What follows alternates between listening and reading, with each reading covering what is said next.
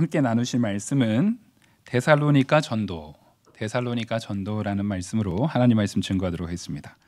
우리가 이제 사도행전을 쭉 오고 있는데 앞서 이제 빌립보에서 루디아의 집에 이제 머물러 있다가 이제는 그 이후에 또 하나님께서 이끄시는 사역지로 이동하는 가운데 굉장히 멀리까지 지금 이동하고 있습니다. 그래서 여기 보시면 17장 1절 보시면 그들이 암비볼리와 아볼로니아로 다녀가 데살로니가에 이르니 거기 유대인의 회당이 있는지라. 그러니까 암비볼리아를 지나서 아볼로니아를 지나서 데살로니가까지 왔는데 이 빌립보에서 데살로니가까지 오려면은 요즘 이제 거리로 치면 한 160km 이상 된대요.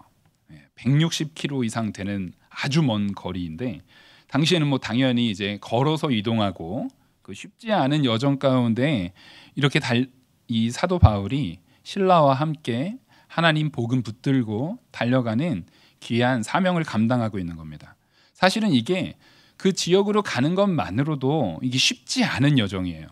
요즘처럼 우리가 그 안정된 치안과 그런 좋은 교통수단을 통해서 어딘가를 이렇게 편하게 갈 수 있는 것들이 아니라 여기서 어쨌든 하다못해 우리나라로 치면 여기 서울에서 옆에 안양 가려면 가깝잖아요. 그러니까 얼마 걸리지 않는단 말이에요.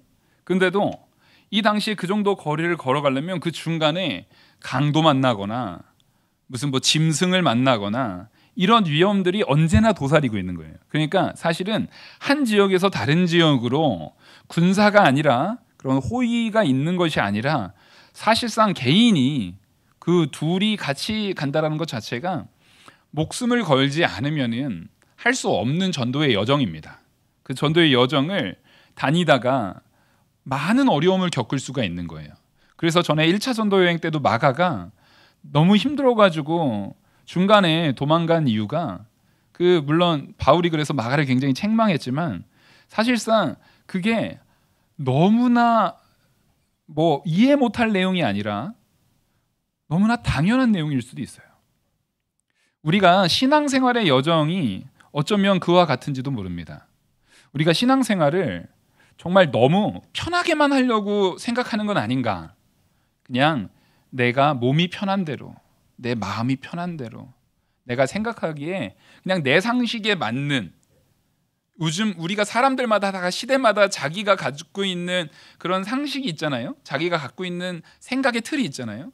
거기에 맞춰서만 내가 불편하지 않은 정도의 신앙생활을 우리가 바라고 있지는 않은지 우리 스스로를 돌이켜 봐야 됩니다. 우리의 신앙생활은 가기 어려운 길이라 할지라도 굉장히 먼 길이라 할지라도 굉장히 고된 길이라 할지라도 굉장히 어려운 일이라 할지라도 그것이 하나님께서 나에게 원하시는 바면 나가려는 마음가짐이 있어야 됩니다.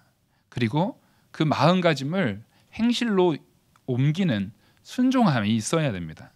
지금 사도 바울은 신라와 함께 그 순종을 가지고 하나님 말씀 붙들고 그 말씀을 또 데살로니가에 있는 성도들에게 전하려고 그곳에 교회를 세우려고 출발한 겁니다. 그때 데살로니가에 갔더니 거기에 유대인의 회당이 있었던 것 같아요. 그러니까 유대인의 회당이라는 것은 일단 기본적으로 대도시일 경우에 유대인의 회당이 많았습니다. 이 데살로니가는 실제 그 마게도니아 지방의 이 수도거든요. 그러니까 제일 잘 살고 사람도 많고 일단 귀족들이 많은 동네입니다. 이 수도다 보니까 이 특정 그 수도라는 특징상 여기에는 사람이 많을 뿐만 아니라 유력한 자들이 많이 사는 그런 동네였습니다.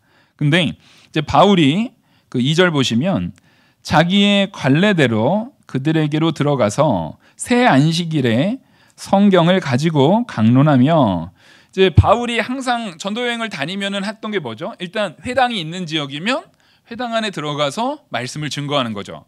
그리고 회당이 없는 곳이면 물가로 갑니다.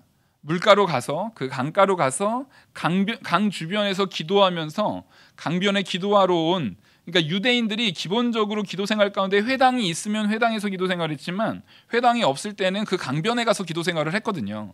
그래서 그 강변을 가서 그들에게 복음을 전하는 일, 기본적으로 디아스포라 유대인들, 그 각 지역으로 흩어져 있는 유대인들이라 할지라도 그 유대인들에게 먼저 갔습니다. 여러분 이거 잘 알아야 되는 게, 우리는 이 복음을 증거하는 일에 있어서 언제나 내 주변을 먼저 살피셔야 돼요. 성경에서도 형제를 돌아보지 않는 자에 대해서 하나님은 굉장히 책망하고 있습니다. 우리는 내 가족만 챙기냐? 내 가족이라도 잘 챙기셔야 돼요. 요즘 이 시대는요, 가족도 지금 돌아보지 않는 시대입니다. 내 가족이라도 잘 돌아보셔야 되고 잘 챙기셔야 되고, 그리고 그 이웃과 내 주변 가까운 사람부터 우리가 그들을 물질적으로나 모든 것으로 돕는 것도 좋지만 가장 중요한 것은 그들에게 영생이 주어질 수 있는 말씀으로 섬기는 것이 제일 중요합니다. 우리가 그것을 항상 마음에 결심하고 힘씀으로 변화시키려고 애를 써야 된다는 거예요. 사도 바울도 당연히 유대인의 회당에 먼저 들어갔습니다. 근데 각 유대인의 회당을 갈 때마다 경험하는 게 뭐냐면, 이미 그 유대인의 회당 안에 하나님의 그 유대교죠. 사실은 기독교랑은 다릅니다. 구약 성경을 가지고 하나님의 그 역사에 대한 부분을 이미 알고 있는 이방인들이 많이 있었다라는 거예요. 실제 과거의 문헌들을 살펴보면요, 유대인의 회당에 개종된 이방인들이 많았고, 그 이방인들 중에는요 유력한 자들, 특별히 귀부인들이 많았다고 합니다. 귀부인들이 많았다는 것이 오늘 성경에서도 나타나지만 성경에서도 많이 나타나거든요. 하다못해 그 빌립보에서 그 루디아 같은 경우도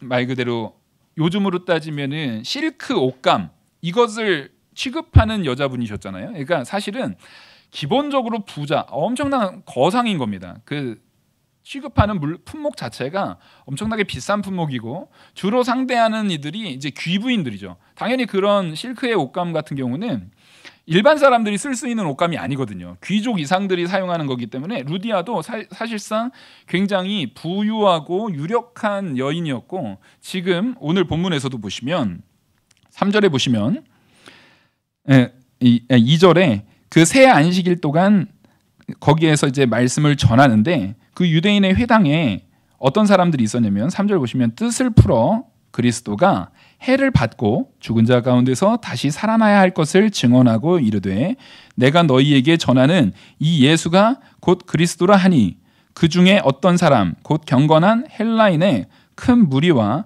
적지 않은 귀부인도 권함을 받고 바울과 실라를 따르나. 자, 지금 보시면 사도 바울은 언제나와 같이 하나님의 말씀을 증거할 때 그곳에 많은 헬라인들 그리고 많은 귀부인들이 거기에 같이 있었다라는 겁니다.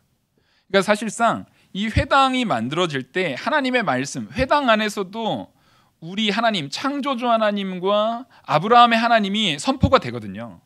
그 하나님의 말씀에 있어서는요, 그 사람이 인종이 어떻든 문화가 어떻든 사회가 어떻든 하나님의 말씀은 능력이 있다라는 걸 우리는 분명히 붙들어야 됩니다.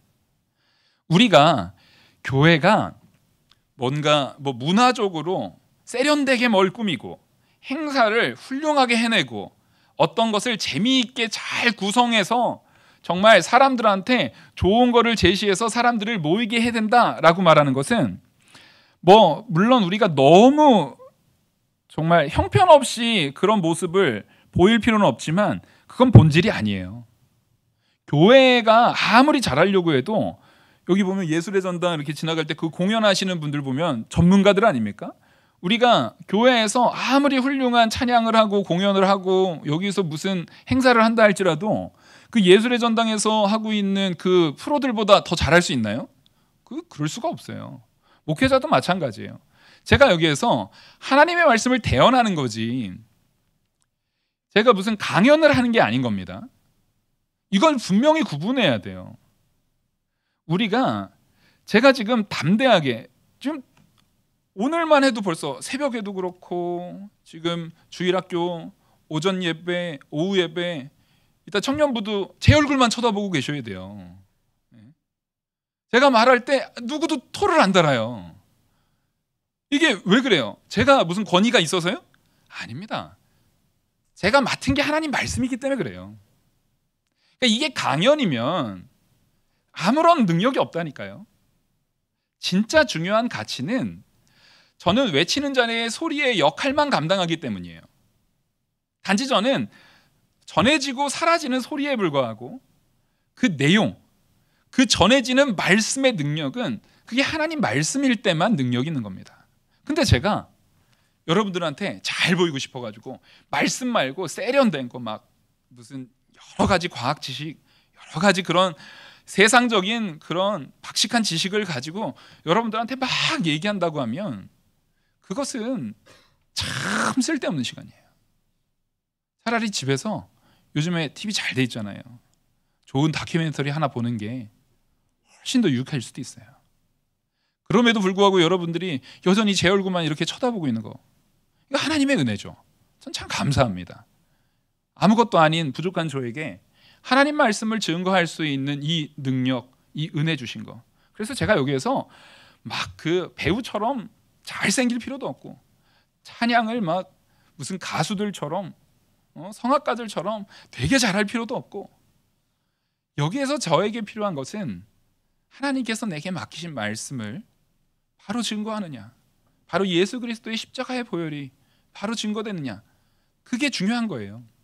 그게 증거될 때 헬라인들도 변하고 귀부인들도 변하고 하나님께서 택한 백성들이 변하는 것이지, 우리는 적어도 이 세상의 많은 교회들이 자꾸만 세상 것을 조금 더 원하고 조금 더 원하고 조금 더 이렇게 바랄 때에도 적어도 우리 영화교회만큼은 말씀이 이 교회의 본질이고 핵심이고 이 교회를 우리 주 예수 그리스도가 머리 되시는 교회이기 때문에 바로 말씀에 힘입어서 기도하고 그 말씀의 능력 앞에 우리가 엎드리는, 그래서 그 말씀에 힘입어 기도하는 그런 영화교회로 우리 모두가 함께 세워나가야 됩니다.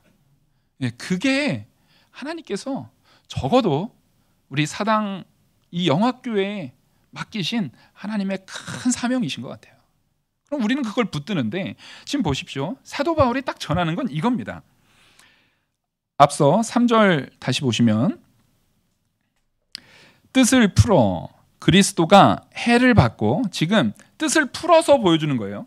회당에서 구약 성경을 가지고 막 전했을 거 아닙니까? 구약 성경을 가지고 전했는데 우리가 잘 알아야 되는 것은 예수 그리스도는 정확하게 구약에 예언된 메시아임을 우리는 알아야 되는 거예요. 그러니까 여기에서 회당에서 이 많은 사람들, 거기 유대인들과 헬라인들과 귀부인들이 다 구약 성경, 모세오경에서부터 선지서에 이르기까지 모든 구약 성경의 말씀들을 들었단 말이에요. 그 들은 말씀들을 보면 계속해서 이스라엘 백성들은, 그 유대인들은, 유대교인들은 이방인이든 유대인이든 이방인이든 다 메시아를 기다리고 있거든요. 그 메시아를 소망하면서 이 헬라인들도 이 유대 회당에 모인 거고요. 이 귀부인들도 유대인 회당에 모인 겁니다.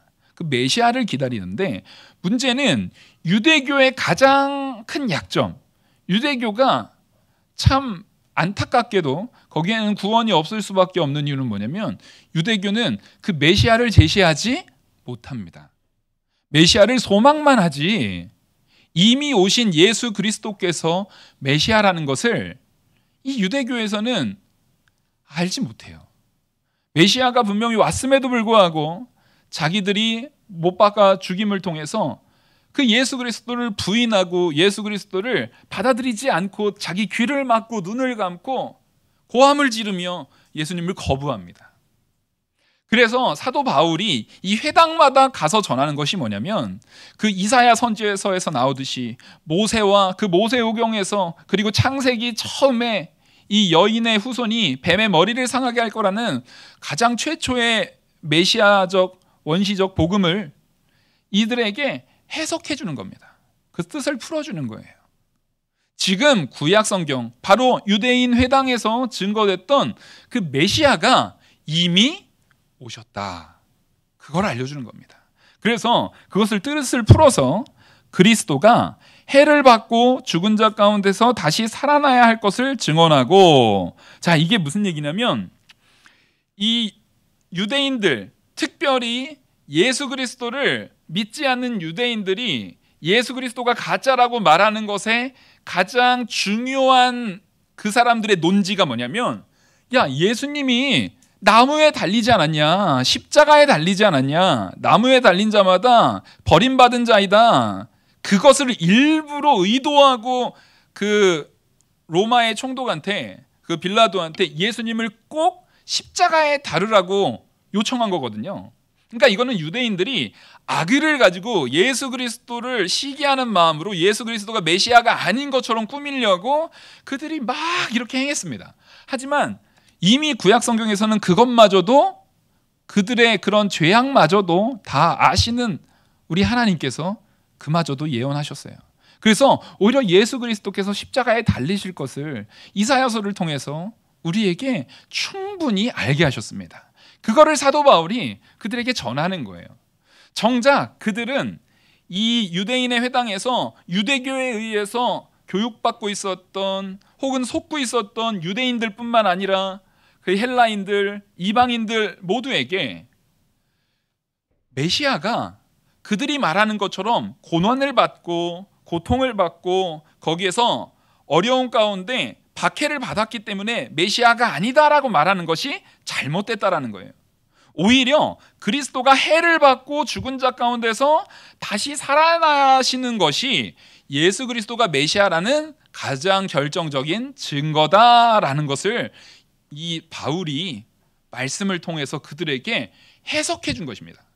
그렇게 해석하면서 이게 제일 중요하죠. 근데 그게 누구냐가 중요한 거예요. 그렇게 우리를 위해서 죽으시고 해를 당하시고 십자가에 달리셔서 죽으셨다가 반드시 뭐 하셔야 됩니까?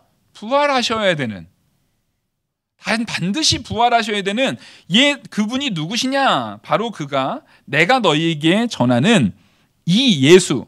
지금 사도 바울은 항상 예수를 전하거든요. 그래서 예수 그리스도가 되는 거예요. 그리스도는 메시아라는 겁니다. 예수님만이 우리의 메시아고 우리의 그리스도가 되신다는 겁니다. 그래서 내가 너희에게 전하는 그 예수가 곧 그리스도니라. 지금 너희가 유대인 회당에서 열심히 배우고 있고 유대인 회당에서 계속 선포되어서 지금 많은 유대인들과 헬라인들과 귀부인들이 많이 이 유대교에서 그 메시아를 기다리면서 메시아가 누군가라고 한참 소망하고 있는 그 메시아가 예수 그리스도이신 것, 그것을 증거한 겁니다. 그리고 예수 그리스도가 우리 죄를 위해서 십자가에 못 박혀 죽으시고 다시 부활하셔서 많은 이들에게 보이셨고 그 본자 중에 사도 바울 자신이 증인이다라고 말하는 거예요. 우리는, 성도는 증인된 자로 사는 겁니다. 우린 다 증인들이에요. 우리는 본 적 없는데요? 말씀으로 들었잖아요. 우리는 이 말씀을 통해서 예수 그리스도를 본 것과 같습니다. 그래서 우리가 보지 않고 믿는 것이 더 복된 거예요. 본고로 믿는 것보다 보지 않고 믿음 가운데 믿는 것이 더 복된 겁니다. 왜냐하면 보고 믿는 것보다 보지 않고 믿는 것은 전적으로 누구의 역사입니까? 하나님께서 우리 안에서 하시는 역사예요. 물론 보고 믿는 것도 하나님이 변화시켜 주시는 겁니다. 근데 보통 우리가 무언가를 봤어요. 자, 제가 지금 컵을 들고 있습니까? 컵을 들고 있습니다. 여러분 믿으십니까? 이건 믿는 내용이 아니죠. 지금 보고 계시잖아요. 이거는 알고 있는 거죠. 보고 확인한 거예요. 우리가 이런 걸 가지고 믿는다라고 말하지 않아요. 그죠? 내가 지금 컵을 들고 있는 거 여러분 보셨죠? 라고 물어본다는 거예요. 근데 제가 밑에서 전에도 한번 했지만 제가 손가락 몇 개 폈게요? 제가 3개 폈습니다. 3개 폈습니다. 믿으시죠? 믿음이 없어서 이렇게 목회자가 5개 펴놓고 3개 폈을 거라고 지금 생각을 하시는 거잖아요. 지금 저를 3개 폈다니까요. 이렇게. 자, 요럴 때 우리가 모를 때 거기에 믿음이라는 단어를 사용하는 거예요. 우리는 사실상 하나님을 알지 못해요. 하나님을 바로 깨달을 수도 없는 존재들이에요. 근데 하나님께서 우리로 하여금 그 하나님을 믿게 하시는 거예요. 그래서 이 말씀을 전할 때도 사도 바울이 말씀을 잘 전했기 때문에, 사도 바울이 설교를 잘했기 때문에, 사도 바울이 능력이 많았기 때문에, 물론 사도 바울은 설교도 잘했을 거고요, 능력도 많았을 거고요, 정말 어느 누구를 사도 바울한테 갖다 대겠습니까? 능력의 사람이죠. 근데 그럼에도 불구하고 사도 바울이 그래서 그들이 믿은 게 아니라는 거예요. 세상에 있는 어느 목회자도 어느 설교자도 사도 바울에다가 비할 수 있는 사람은 없을 겁니다.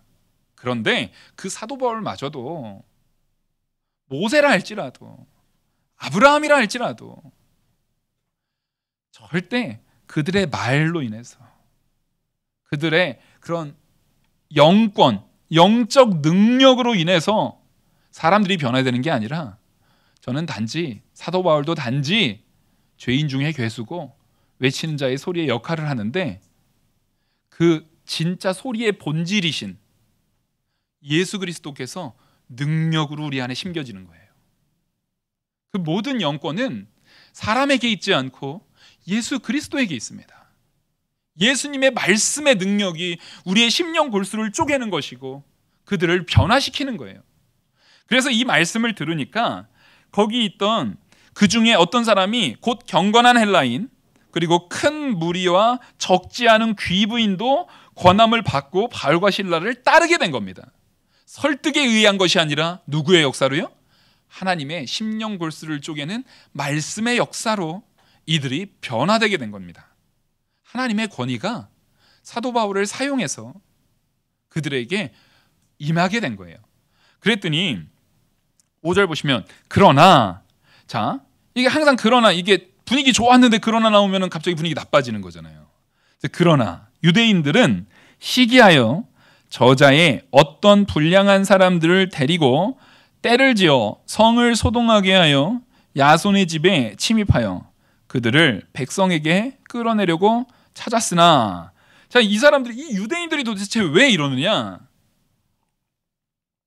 아까 말씀드렸듯이 유대인 회당은 기본적으로 일정 수의 유대인들이 있어야 되고, 그 회당을 이제 도시일수록 회당을 유지하는데 뭐가 들어요? 돈이 들어요. 여러분, 이 교회를 운영하고 유지하는데도 당연히 돈이 듭니다.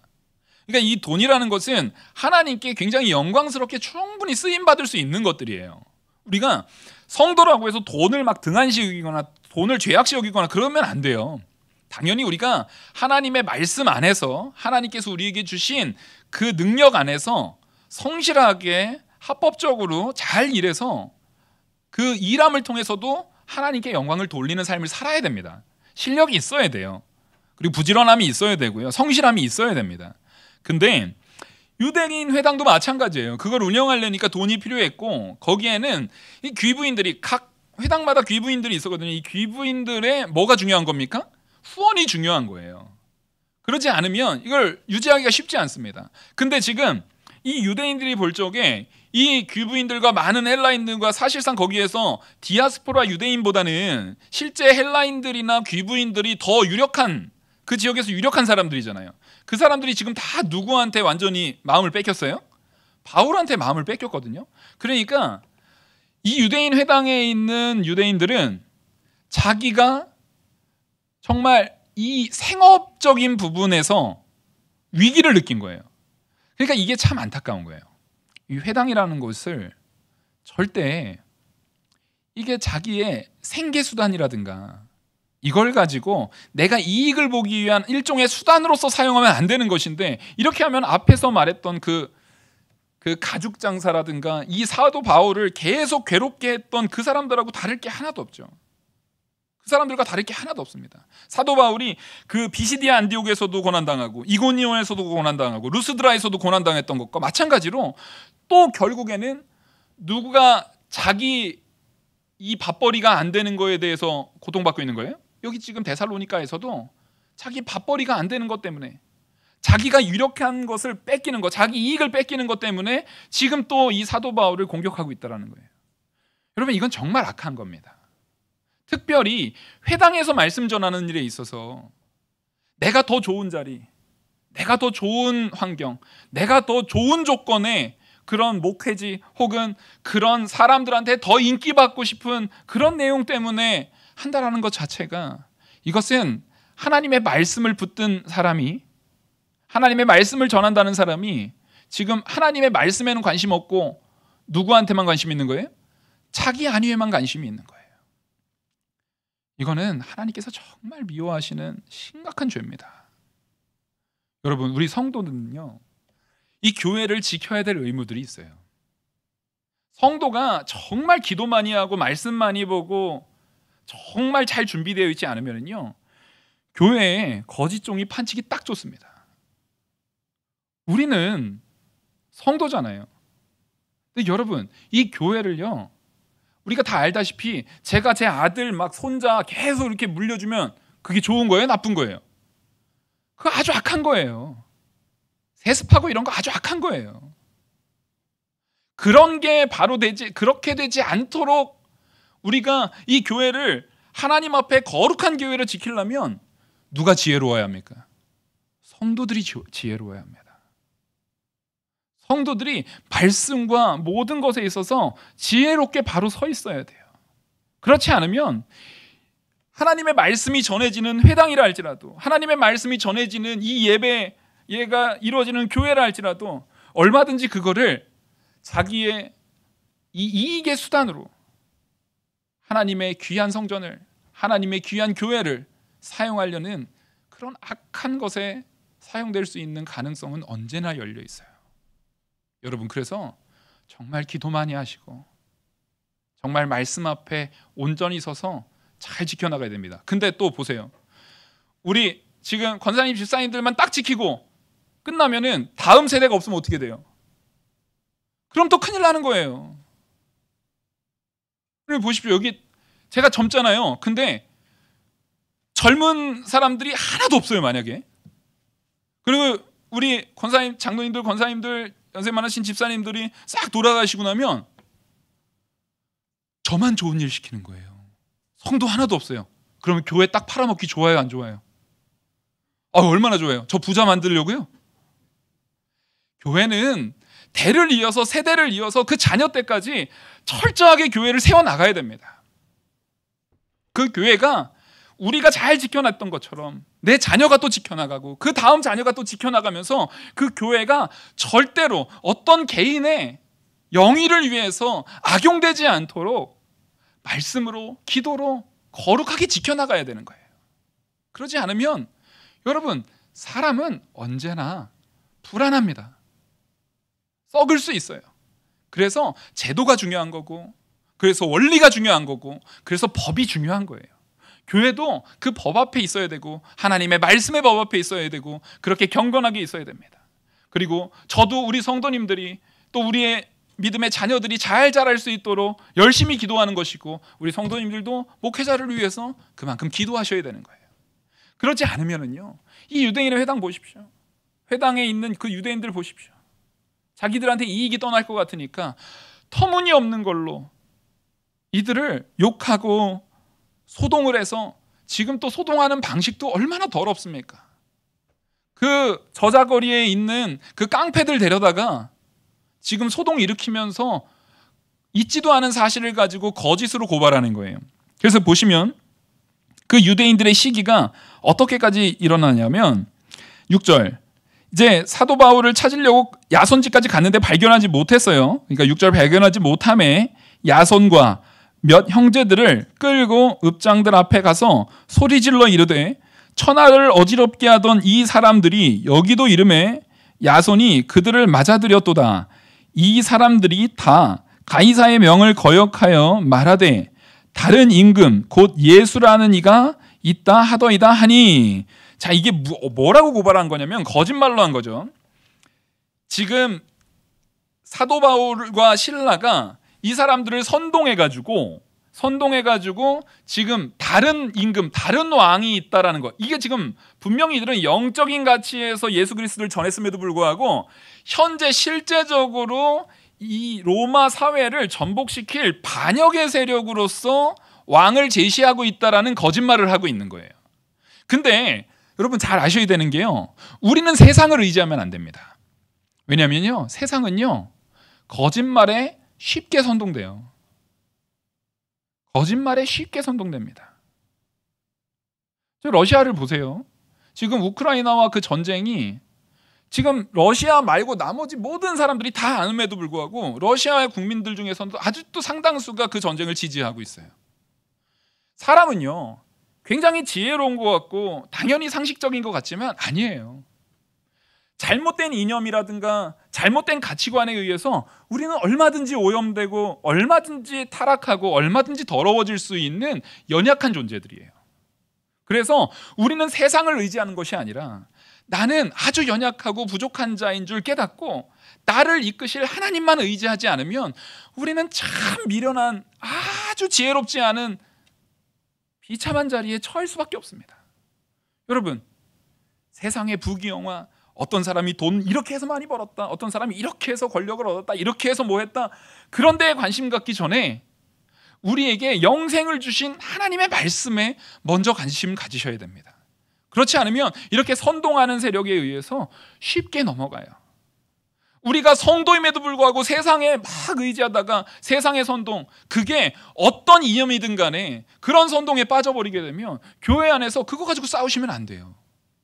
어떤 이념이든 나랑 뭐가 다르든 성도는요, 사람은 다 죄인인 줄 알고 그 죄인 된 사람들한테 나와 생각이 다른 사람에게도 당연히 복음 전해야 됩니까? 안 전해야 됩니까? 당연히 복음 전해야 됩니다. 원수라 할지라도 복음 전해야 되는 거예요. 원수까지도 사랑하라고 하신 게 하나님 말씀이잖아요. 근데 지금 이 유대인들은 하나님을 믿는다라고 하면서도 자기가 생각이 다르고 자기의 이익을 침해하는 이 바울과 그를 바로 직전까지 이 야손도 그렇고 거기에 함께 모였던 사람들은 바로 얼마 전까지 그 회당 안에서 자기들하고 같이 회당 안에서 신앙생활했던 사람들이잖아요. 그 사람들까지 싹 다 고발해 버리는 거예요. 아주 악의적인 거죠. 여러분, 우리가 이런 괴물이 되지 않는 유일한 방법은요, 예수 그리스도의 십자가의 보혈이라는 복음 앞에 서는 것밖에 없어요. 우리가 성도라고 하면서 말씀에 내 욕심으로 그득그득하면은 더 악하게 돼요. 우리 안을 그리스도로 가득 채워야 합니다. 가득 채울 때에 하나님께서 우리를 변화시켜 주시고 큰 은혜 가운데 바로 된 성도로 세워주시는 거지, 우리가 이 세상 권력을 등에 업고 우리 교회에 돈 많은 누구 회장님 뭐 전도하면 뭐 유력한 사람 누구 하면 교회가 서겠지? 돈만 많아졌다고 교회가 서집니까? 한국 교회를 보십시오. 돈이 적어져서 한국 교회가 지금 이렇게 흐지부지하고 위태위태해졌습니까? 불과 30, 40년 전에 비하면요, 지금 한국 교회는 너무 부자가 됐어요. 그럼에도 불구하고 그 돈이 많아지면 많아질수록 한국 교회는 쇠퇴해졌습니다. 그러니까 돈이 중요한 게 아니에요. 그리고 40년 전의 성도들의 직업과 환경과 집안의 환경을 보면 지금 비교도 안 되게 지금이 잘 삽니다. 권위나 위치나 모든 면에서 지금이 권력적으로도 훨씬 교회에 있는 성도들이 더 유력한 자리에 있어요.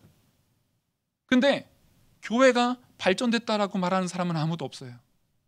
영적인 본질은 거기에 있지 않아요. 아무리 내가 부자가 돼도, 아무리 권력자가 되고, 아무리 유력한 권위에 차 있는 사람이 됐다 할지라도 말씀의 권위가 없으면 아무 소용없습니다. 우리는 말씀의 권위로 우리가 외치는 자의 소리의 역할이 되어서 그 말씀을, 예수 그리스도의 십자가의 보혈을 바로 증거할 때 거기에서 사람이 변하고 거기에서 사람이 달라지고 성도로서 세워지는 겁니다. 그렇게 사도 바울이 그렇게 했을 때 사람들이 사도 바울을 감춘 것 같아요.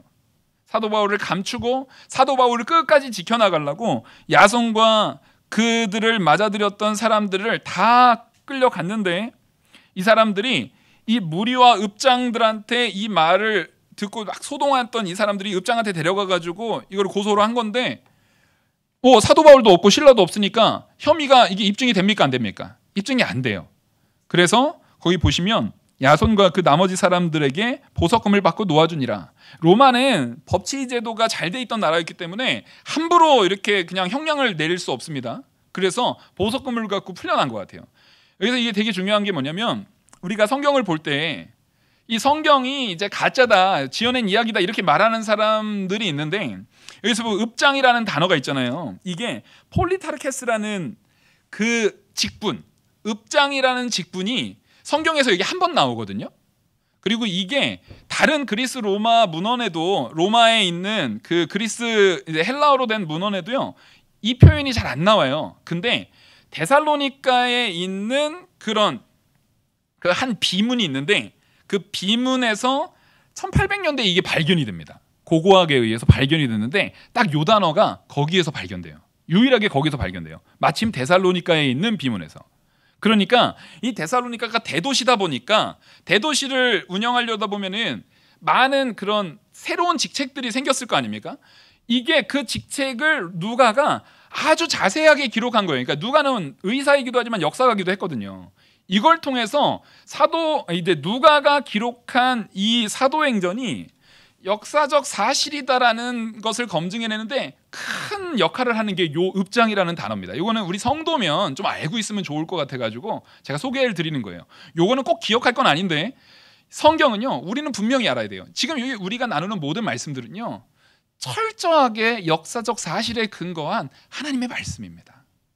그 하나님께서 우리한테 약속하시는 거예요. 세상 권력, 세상에 우리를 환난 주는 그 세상을 두려워할 필요 없이 하나님 말씀 증거하면, 그 증거하는 일에 있어서 하나님께서 사도 바울을 잡히지 않게 지금 잘 피하게 하신 거예요. 그리고 그들도 풀려날 수 있게, 그리고 이 데살로니가 교회가 이렇게 어려운 가운데 딱 3주 말씀 듣고 세워졌음에도 불구하고 이후에 데살로니가에다가 편지 쓰는 사도 바울의 글을 보면은요, 데살로니가 교회를 굉장히 칭찬합니다. 많이 전하지도 못했던 어린 교회인데도 불구하고 말씀대로 순종하려고 잘 세워진 교회의 모습을 가지고 데살로니가 교회를 많이 칭찬해요. 자, 보십시오. 데살로니가 교회가 지금 딱 이 분위기를 보면 거기가 신앙생활하기에 편하고 좋은 동네예요, 어려운 동네예요? 지금 딱 어렵잖아요. 벌써 유대인 회당이 막 깡패 불러다가 교회에서 행패 부리고 막 이런 상황이잖아요. 그렇다고 해서 데살로니가 교인들의 믿음이 약해졌습니까? 아니에요. 오히려 사도 바울에게 칭찬받을 만큼 더욱더 믿음이 좋았습니다. 우리도 마찬가지입니다. 지금 우리의 믿음이 떨어지는 것은 어쩌면 힘들어서가 아니라 너무 편해서인지도 몰라요. 하나님 앞에 내가 이 요즘에 이 평화와 평화로움과 이 풍성함에 취해서 하나님 말씀 앞에 순종하는 것에 등한시하지 않게 해달라고 철저히 기도하고, 이런 환난들이 오히려 나에게 왔을 때, 내가 복음 전할 때, 환난 당할 때 하나님 감사합니다 말할 수 있는, 그래서 담대하게 복음 전하는 일에 힘쓸 수 있는 저와 우리 교회 모든 성도님이 되기를 간절히 소망합니다. 기도하시겠습니다. 은혜와 사랑이 많으신 하나님 아버지, 복음을 전하는 일에 환난은 언제나 있고 어려움이 언제나 있는 줄 압니다. 하지만 이 모든 일 가운데에서도 하나님께서 우리가 능히 감당할 만큼의 시련만 주시고, 또 그 안에서도 하나님께서 보호하시고, 말씀으로 선포할 때 그 말씀의 능력으로 하나님께서 변화시키는 것을 우리가 믿고 나아가 전하는 담대한 신앙 갖는 성도들로 우리를 변화시켜 주시옵소서. 이 모든 말씀 살아계시는 우리 주 예수 그리스도의 이름으로 기도 올리옵나이다. 아멘.